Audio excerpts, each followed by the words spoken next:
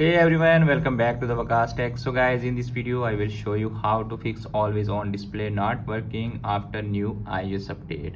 Okay, lot of iPhone user facing this kind of error, even lot of iPhone user reported in my videos.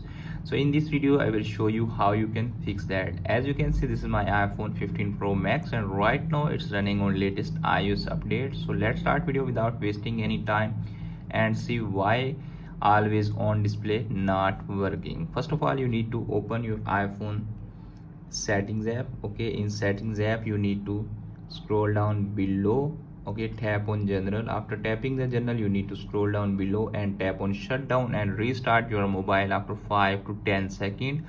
Okay, if that method not working, then go back again and open iPhone settings. In settings you need to tap on general. After tapping the general, you need to tap on software update and make sure you don't have any pending iOS update in your iPhone, even its beta update. If you have any pending iOS update in your iPhone, just update your iPhone to the latest iOS and it will fix your issue. Okay, if that method is also not working, then move to the next solution. The next solution is force to restart your iPhone. Okay, it's dependent on you that which model you are using. Just go and force to restart your iPhone, it will fix your issue. Okay, if that method is also not working and you are still facing the always on display not working issue, then move to the next solution. The next solution is open iPhone settings app again.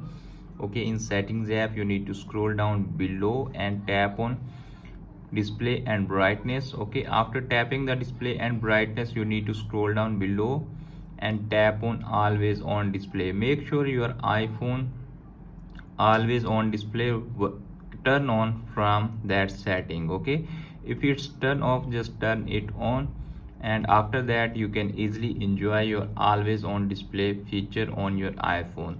So friends, by do 2 to 3 simple steps, you can easily fix that your iPhone always on display not working. Hope this video is helpful for you.